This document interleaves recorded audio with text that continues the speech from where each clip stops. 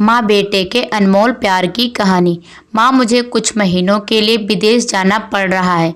तेरे रहने का इंतजाम मैंने वृद्ध आश्रम में करवा दिया है। तकरीबन 30 साल अविवाहित डॉक्टर संदीप ने देर रात घर में घुसते ही अपनी माँ से कहा। तब माँ बोली, बेटा तेरा विदेश जाना जरूरी है क्या? माँ की आवाज़ में चिंता और घबराहट साफ झलक रही थी। तब डॉक्टर संदीप बोला, माँ मुझे इंग्लैंड जाकर कुछ रिसर्च करनी है। वैसे भी तो कुछ ही महीनों की बात है, फिर मैं आपको वापस घर ले आऊँगा। मरी सी आवाज़ में माँ ने कहा, जैसी तेरी इच्छा बेटा। यह कहकर माँ सोने चली गई। दूसरे दिन संदीप माँ को पड़ोस के एक वृद्ध आश्रम में छोड़ आया।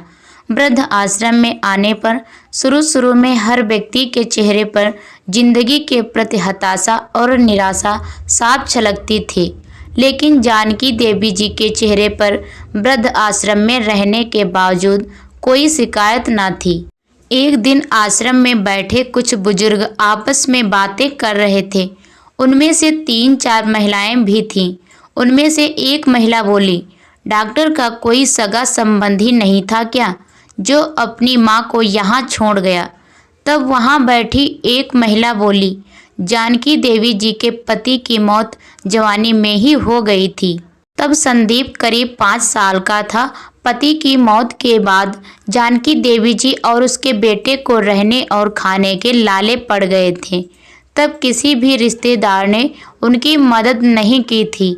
जानकी देवी जी ने दूसरों के घर में झाड़ू पोंछा करके अपने बेटे संदीप को पढ़ाया लिखाया। संदीप भी पढ़ने लिखने में बहुत होशियार था, तभी तो वह डॉक्टर बन गया। वृद्ध आश्रम में करीब 7 महीने गुजर जाने के बाद एक दिन जानकी देवी वृद्ध आश्रम के संचालक मुकेश शर्मा के ऑफिस के नंबर से अपने बेटे को फ़ोन किया और कहा, संदीप तुम इंडिया आ गए हो या फिर अभी भी इंग्लैंड में ही हो? संदीप का जवाब था, माँ मैं अभी इंग्लैंड में ही हूँ। अब तो जानकी देवी जी जब भी 3-3, 4-4 महीने से फ़ोन करती तो संदीप का एक ही जवाब आता कि मैं अभी यही हूँ। जैसे ही मैं अपने देश आऊँगा तुझे बता दूँगा।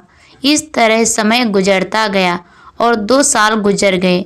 अब तो वृद्ध आश्रम के लोग भी कहने लगे कि देखो कैसा चालाक बेटा निकला, कितने धोखे से अपने माँ को यहाँ छोड़ गया। तभी आश्रम का एक अन्य बुजुर्ग बोला, मुझे तो नहीं लगता कि डॉक्टर कोई विदेश गया होगा, वह तो बुढ़िया से छुटकारा पाना चाह रहा था। तभी किसी और बुजुर्ग ने कहा, मगर वह तो शादीशुदा भी नहीं था, फिर होगी कोई गर्लफ्रेंड जिसने कहा होगा पहले माँ के रहने का अलग इंतजाम करो, तभी मैं तुमसे शादी करूँगी। 2 साल आश्रम में रहने के बाद जानकी देवी जी को अपनी नियति का पता चल गया। बेटे का गम उन्हें अंदर ही अंदर खाने लगा। वह पूरी तरह टूट गईं और 2 साल आश्रम में रहने के बाद एक दिन जानकी देवी जी की मौत हो गई। उनकी मौत पर आश्रम के लोगों ने आश्रम के संचालक शर्मा जी से कहा, इसकी मौत की खबर इसके बेटे को तो दे दो। हमें तो नहीं लगता कि वह विदेश गया होगा, वह होगा यहीं कहीं अपने देश में। तभी शर्मा जी बोले, इसके बेटे को मैं कैसे खबर करूं? उसे मरे तो 3 साल हो गए। शर्मा जी की यह बात सुनकर वहां उपस्थित सभी लोग हैरान रह गए। तभी उनमें से एक बोला, अगर उसे मरे 3 साल हो गए तो जानकी देवी जी के मोबाइल पर बात कौन करता था?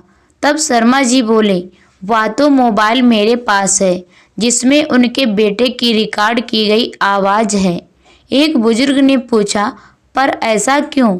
तब शर्मा जी बोले, करीब 4 साल पहले जब संदीप अपनी माँ को यहाँ छोड़ने आया था तो उसने मुझसे कहा कि शर्मा जी मुझे ब्लड कैंसर हो गया है और डॉक्टर होने के नाते यह मैं अच्छी तरह जानता हूँ कि इसके आखिरी स्टेज में मुझे बहुत तकलीफ होगी। मेरे मुंह और मेरे मसूड़ों से भी खून आएगा।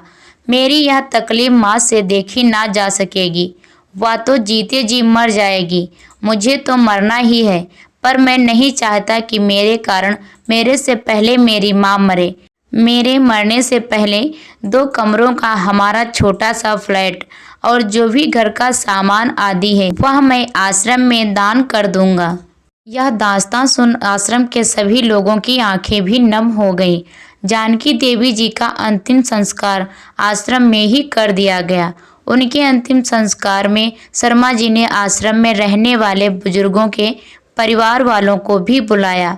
माँ बेटे के इस अनमोल प्यार और अटूट दास्तां का कुछ लोगों पर इतना असर हुआ कि कुछ बेटे अपने बूढ़े माँ बाप को घर वापस ले गए। तो साथियों, आपको ये स्टोरी पसंद आई तो हमारे चैनल को लाइक शेयर सब्सक्राइब जरूर करें। धन्यवाद साथियों।